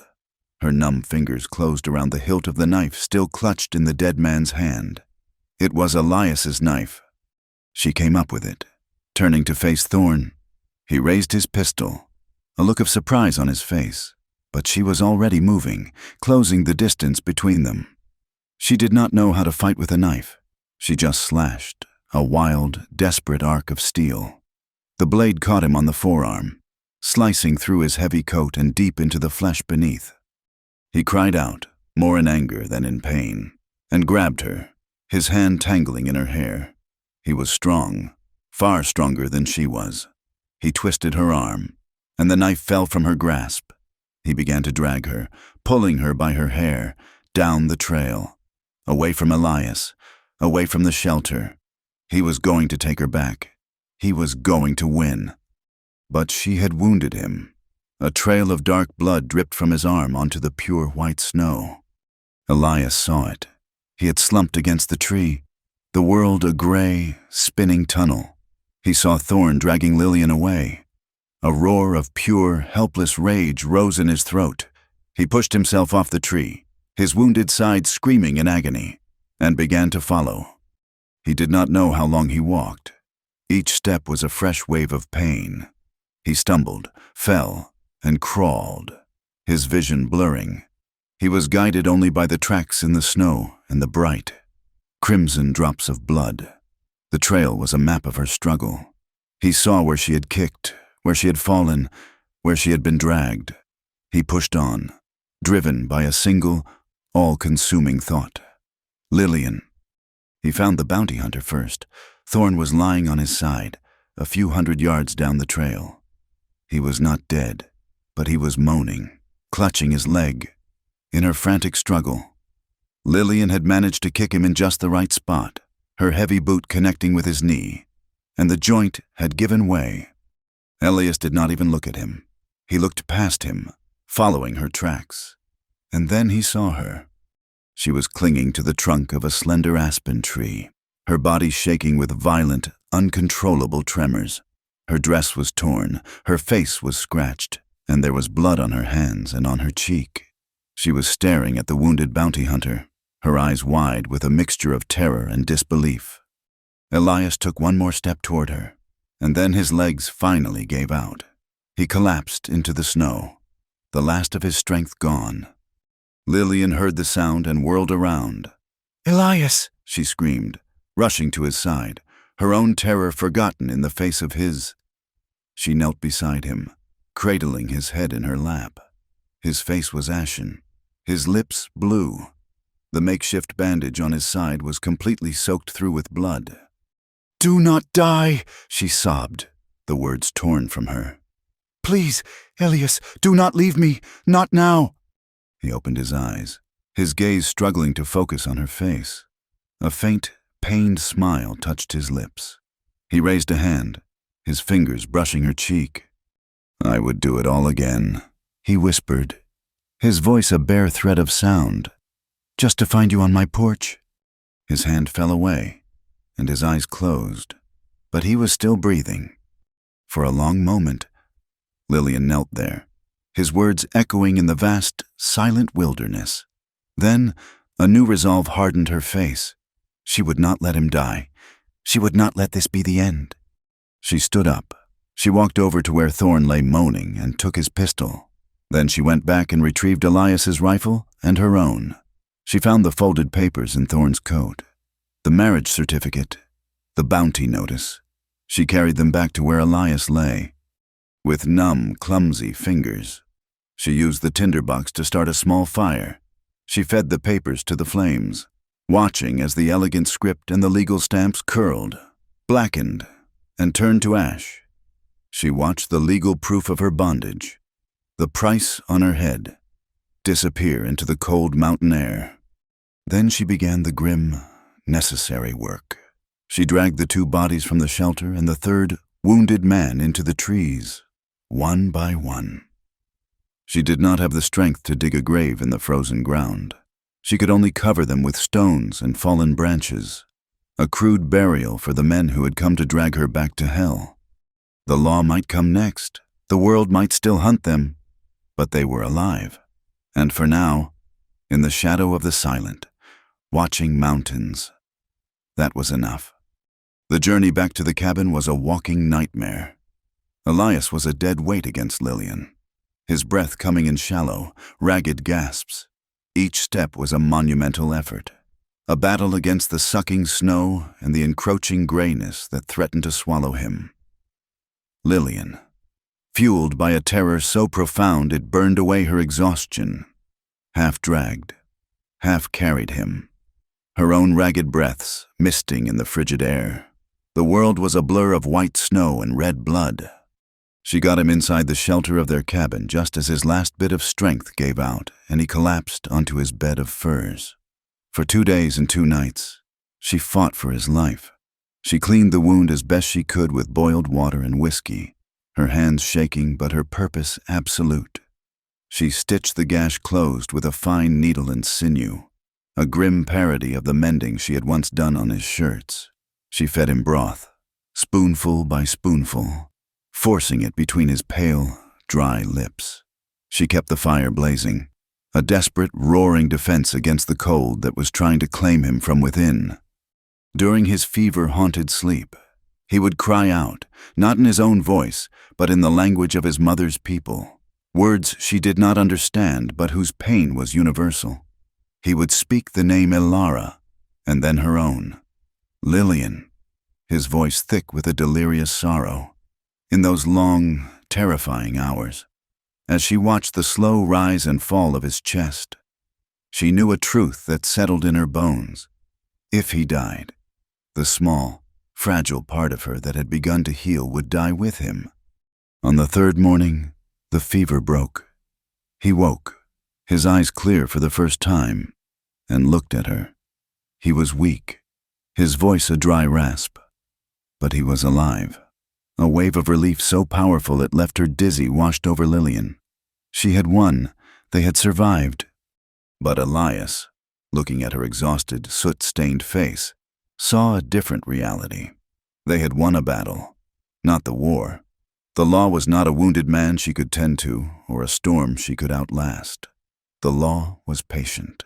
It would come. He knew that the world would not see a woman defending herself against her legal owner and the men he had hired. It would see a runaway wife, an accomplice to murder, and a half-savage who had killed 3 white men. And he knew, with a certainty that chilled him to the bone, who would bear the brunt of that world's judgment. That afternoon, while Lillian was down at the creek, her back to the cabin as she scrubbed the blood from their clothes, he made his decision. It was the only way he knew to protect her. He had lived his whole life as a shield, deflecting the scorn and violence of the world. He would be her shield now. He dressed himself, his movements slow and agonizing. Every breath sent a fresh spike of pain through his side. He took his rifle, not for a fight, but as a crutch. He looked around the small cabin, at the tin pot by the fire, at the smooth, worn handle of the axe, at the indentation on the furs where she slept. This small space had become the whole of his world. He was leaving it, to save it. He did not write a note. Words were not his way. His actions would have to speak for him. He was gone when she returned. The cabin was empty, the silence suddenly vast and threatening. A cold dread, worse than any fear she had felt during the gunfight, seized her. She saw his tracks, the uneven, limping gait, leading away from the cabin, heading east, toward the town, toward the law. She understood in a single, heart-stopping instant what he was going to do. The realization was not a dawning, but a lightning strike of pure, furious clarity. He was going to sacrifice himself. He was going to take her fight, her story, her survival, and bury it under a lie to keep her safe. He was trying to put her back in a cage of his own making, a cage built of his love and his misguided notion of protection. All the strength she had found, all the will she had clawed back from the brink, rose up in her not as fear, but as a white-hot, righteous rage. He had seen her as a survivor, and now he was treating her like a child to be hidden away. She did not hesitate. She took the Sharp's rifle, a small pouch of ammunition, and followed his trail, her heart a frantic, angry drum against her ribs. Elias walked into Sheriff Brody's office just as the sun was setting, painting the muddy street in shades of orange and blood. He leaned his rifle against the wall and stood before the sheriff's desk, a pale, swaying ghost of a man.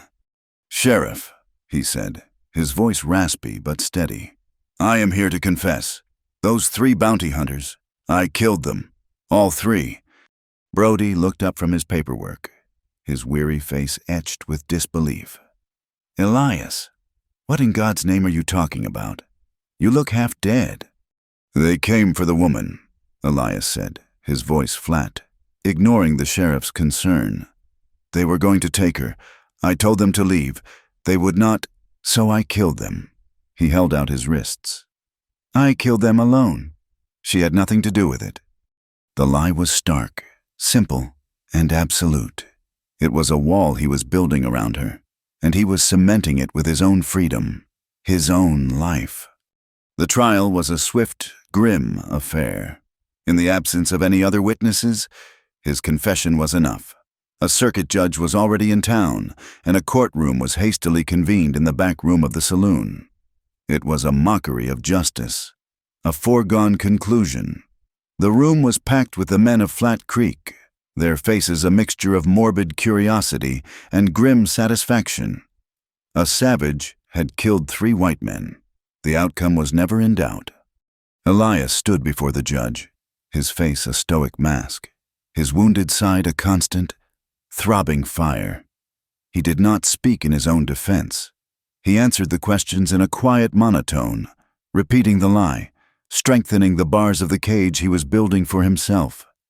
They were about to pronounce sentence when the doors to the saloon swung open with a crash. Every head in the room turned. Lillian stood there, silhouetted against the fading light. She was a fearsome sight. Her dress was torn and stained with dirt and dried blood. Her hair was a wild, tangled mess. Her face was pale and gaunt, but her eyes, burning in their dark sockets, blazed with a furious, untamable light. She looked less like a woman and more like a spirit of vengeance, risen from the harsh earth of the mountains. She strode into the room, the crowd parting before her as if she were a leper. She walked directly to the front, her gaze locked on the judge's astonished face. "He is lying," she said, her voice clear and ringing in the sudden, stunned silence. She turned her burning gaze on Elias, his stoic mask shattered, his face a mixture of shock, despair, and a helpless, heartbreaking love. "He is lying to protect me, but I will not be protected by a lie." "Ma'am," the judge said, recovering himself. "This is a courtroom. You cannot just—" "I am Lillian Whitmore," she interrupted, her voice gaining strength, drawing it from the very air of their hostility. "And I am the one you should be putting on trial." A furious, heartbroken energy coursed through her. She turned to the jury, a panel of 12 grim-faced ranchers and miners who looked at her as if she were a creature from another world. "This man," she said, pointing a trembling finger at Elias, "did not hunt those men down. They hunted us. They came to his home with guns and a piece of paper that said I was the property of another man, a man who bought me, and then tried to break me." The prosecutor, a slick young man from Helena, objected. "Your Honor, this is irrelevant. The matter at hand is the murder of 3 men." "I believe it is very relevant," Lillian shot back, her voice cutting him off. "You want to know why those men are dead? Then you will listen to my story." She looked back at the jury. "My husband, Alistair Finch, is a respected man, a man of wealth and power, and he is a monster, He believes a wife is a thing to be trained, like a dog. He taught me my lessons with his fists, with his belt, with anything that came to hand. A murmur went through the crowd. A man in the back called out, "Liar! A lady does not speak of such things." Lillian's eyes flashed. "No," she said, her voice dropping, becoming more intense. "A lady does not. A lady suffers in silence, and smiles for her husband's guests, and slowly dies inside. But I am not a lady anymore. I am a woman who chose to live." She told them everything: the locked doors, the methodical cruelty, the escape, the long, desperate flight across the country. She spoke of the bounty hunters, of their calm, professional threats. She told them of the fight in the mountains, of how Elias had been wounded, of how she had been forced to pick up a rifle to save both their lives. The prosecutor sneered. "A fantastic story, Mrs. Finch, a convenient fiction to save your lover's neck. But you have no proof, only the word of a fallen woman." "I have proof," Lillian whispered, her voice trembling with the weight of what she was about to do. Slowly, her shaking fingers went to the collar of her worn, filthy blouse. She began to unbutton it. A collective gasp went through the courtroom. Sheriff Brody took a step forward, as if to stop her, but she looked at him with such fierce, desperate resolve that he froze. She did not unbutton it all the way. She simply opened the top 3 buttons, enough to pull the rough fabric aside, exposing her shoulder and the top of her back to the stunned, silent jury. In the flickering lamplight of the saloon, they saw them. The scars. A pale, ugly latticework of old. White lines, precise and parallel, marring the skin of her back. They were not the random marks of an accident. They were a testament, written in flesh, to a cold, deliberate brutality. They were the map that was meant to lead her back to her cage. A dead silence fell over the room. It was absolute. The only sound was the crackle of the lamps. The men on the jury, hard men accustomed to the casual violence of the frontier, stared, their faces a mixture of shock and a dawning, horrified understanding. A woman in the back of the room, the saloon owner's wife, began to weep softly. A man near the front, one of the settlers who had scoffed at her in the general store, muttered, "She is lying. She could have gotten those anywhere." But another man, a grizzled old prospector with kind eyes, looked from the scars to her face and whispered, his voice filled with a rough awe, "My God, she is a survivor." The jury did not even leave the room to deliberate. They looked at each other, then at the judge. The foreman, a stern-faced rancher, simply shook his head. The judge looked at Lillian, at the terrible, irrefutable proof she had laid bare. He looked at Elias, standing tall and proud despite his wound, his love for her a palpable force in the room. And then he looked at the sullen, confused faces of the crowd. He was a man of the law, but he was also a man of the West. He knew that some things were beyond the neat, tidy lines of legal paper. "This court finds itself in a situation with no clear precedent," he announced, his voice booming in the silent room. "Given the extraordinary nature of the testimony and the lack of any impartial witnesses to the events in the mountains, this court cannot, in good conscience, proceed with a conviction." He slammed his gavel down. "This case is dismissed." A stunned murmur rippled through the crowd. Elias was free. He walked toward Lillian, his eyes saying everything his mouth could not. They did not touch. They simply stood together in the center of the room, an island of two in a sea of staring faces. They had won. But as they looked at the resentful, suspicious eyes that surrounded them, they knew they had lost any chance of a life in this place.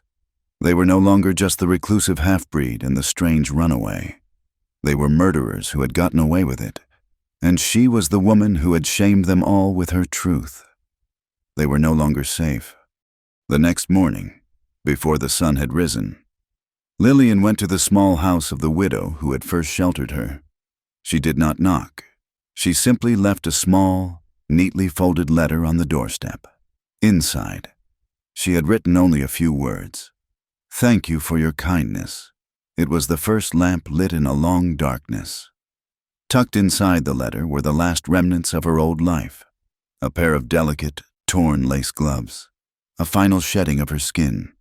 She and Elias left Flat Creek as the first pale light of dawn touched the mountain peaks. They had 2 horses, a few supplies, and each other. They did not look back. They rode north and then west, into the jagged, imposing peaks of the Teton Range, a place Elias remembered from the stories his mother had told him, a place where the mountains were so high they scraped the belly of the sky. There, in a high valley beside a stream that ran with water so cold and clear it hurt the teeth, they built their new life. They worked side by side, felling trees, notching logs, and raising the walls of a small, sturdy cabin. The work was hard, but it was honest, a clean and simple building of a future with their own 2 hands. Months passed. The deep green of summer gave way to the fiery gold of autumn, and then the deep, quiet white of winter returned. But this winter was different. It was not a thing to be survived, but a time of quiet peace. The cabin was small, but it was filled with the warmth of their fire and the comfort of their shared silence. One afternoon, in the late spring of the following year, Lillian sat on a bench outside the cabin. It was a bench Elias had carved for her from a single, smooth log of pine. The sun was warm on her face, and the air was filled with the scent of new grass and melting snow. She looked down at her arms. The scars were still there, but they had faded under the relentless mountain sun. Their angry, puckered edges softened. They were no longer a source of shame, but a part of her story, like the lines on a map that showed the hard road she had traveled. The cabin door opened, and Elias came out. He carried 2 steaming bowls of rabbit stew. He handed one to her and sat down beside her on the bench. They ate in comfortable silence, watching the sun begin its slow descent behind the jagged, snow-capped peaks. When they were finished, he took her empty bowl and set it aside. He took her hand in his, turning it over. He looked at her calloused palm, at the strength in her fingers. He raised her hand to his lips and pressed a soft, gentle kiss to her knuckles. He looked at her, his slate-gray eyes filled with a love so deep and steady it was like the mountains themselves. "You are not a city girl anymore," he said, his voice a low, soft rumble. A true, radiant smile lit up her face, a smile that reached all the way to her eyes. She leaned against him, her head resting on his shoulder, and looked out at the vast, wild, beautiful world that was their home. "No," she replied, her voice filled with a quiet, unshakable certainty. "I am yours." Thank you for joining us around the campfire for this story. Let us know in the comments where you are listening from so we can all connect. And be sure to subscribe to the Wild West Campfire channel and share your thoughts in English.